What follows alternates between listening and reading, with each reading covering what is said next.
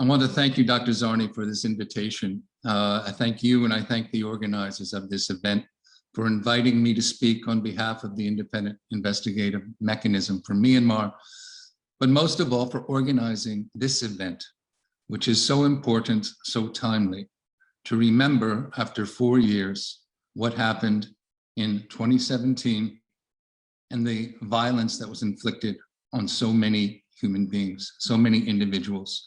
The consequences of that violence continue today.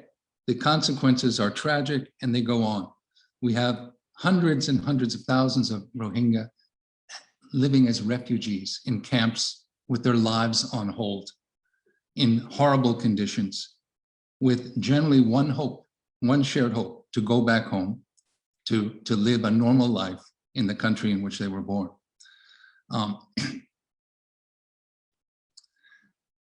The world, unfortunately, is full of tragic events and suffering. And we've seen that recently. For example, the news headlines that dominate this week is Afghanistan. And there's one crisis after another. And each one we all turn our eyes to.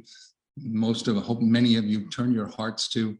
You're concerned about what happens. But then the news cycle moves on and people tend to forget. But the suffering of those who were the victims of that event continue. And if we want to in any way alleviate their suffering and provide some restoration to them of the rights that they lost, it requires a very long and persistent effort. It requires a concentrated commitment by each of us to continue to fight for justice, for some recognition of what happened, and for restoration of rights that were lost.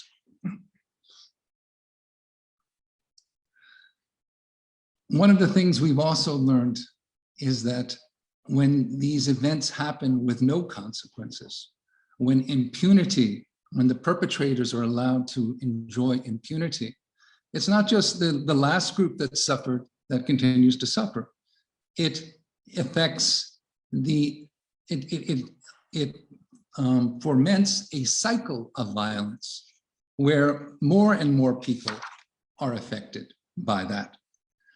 So we see that today tragically in Myanmar, where the way that the military forces acted in 2017 and the impunity that they deserved, that they enjoyed, the impunity that they enjoyed for those crimes to date, has led to, I think most of us would recognize, to much of the situation today, where there's a belief that they are above the law and that they will never face justice for crimes that occurred.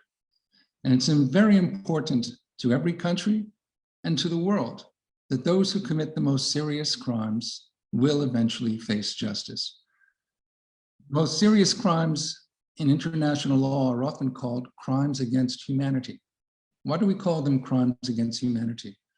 Because the victims of such crimes are not just the group targeted, the individuals targeted, or those brothers and sisters of their same ethnicity. It's all of humanity, because what happens to one can happen to all. So I thank you very much for inviting me to this event. I thank all of you that are tuning in. And I ask for your continued assistance in our difficult job. The Independent Investigative Mechanism for Myanmar, our job is to collect evidence and analyze it, collect evidence of the most serious international crimes committed anywhere on the territory of Myanmar since 2011 against any human being, regardless of the ethnicity of the perpetrator or the victim, and to prepare criminal files.